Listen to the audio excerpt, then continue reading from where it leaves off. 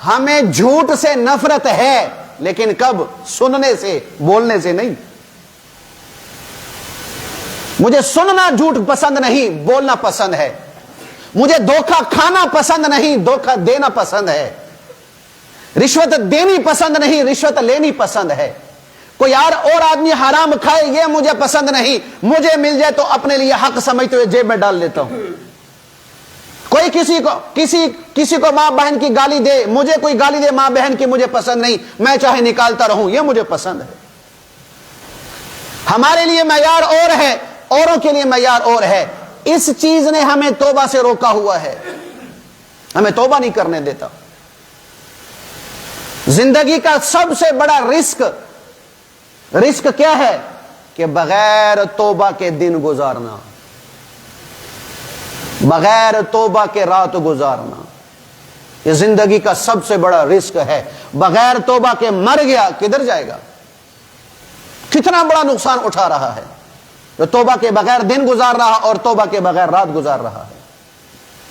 تو اس لیے بھائیو، قرآن کیا کہہ رہا ہے کہ جس میں 2 شرطیں ہوں گی رحمت اور برکت، اور جس میں 2 شرطیں نہیں، قرآن کیا کہتا ہے؟ قرآن کہتا ہے میری پکار سنو۔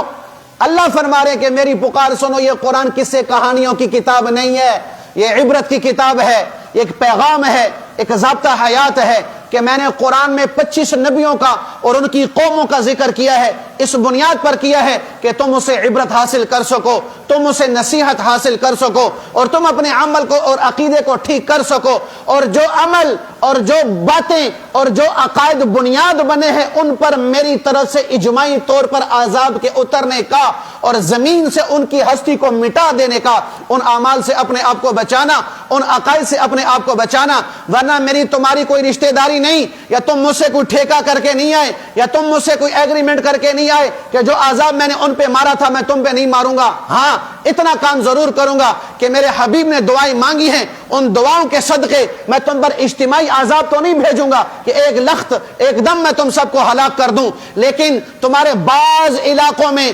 بعض کونوں پر اور بعض جو ہے وہ جگہوں پر میں عذاب اتاروں گا کہ باقی اس سے سبل حاصل کر لیں، باقی اس سے عبرت حاصل کر لیں، باقی اس سے نصیحت حاصل کر لیں کہ جو گناہوں کی نحوست سے ان پہ عذاب اترا ہے کہ تم ان عذاب سے توبہ کر لو تاکہ تم پر وہ عذاب نہ آئے۔ لیکن اگر تم اس بات پر مطمئن رہے کہ وہ تو بڑے گنہگار تھے، میں بڑا نیک ہوں، وہ تو بڑے ظالم تھے، میں بڑا منصف مزاج ہوں، وہ تو حرام خور تھے، میں تو حلال کمائی کرنے والا ہوں، وہ تو بددیانت تھے، میں تو دیانت دار ہوں، بولسا میں نے کون سا جھوٹ بولا ہے، میں نے کون سی بددیانتی کی ہے، میں نے کون سا کسی کے ساتھ دھوکہ دیا، میں نے کسی کو کون سا برا بلا کہا ہے، اس بات پر اگر تم مطمئن ہوگے اور توبہ نہ کی تو وہ عذاب جو کوڑا میں نے ان پہ برسایا میں تم پہ بھی برسا سکتا ہوں۔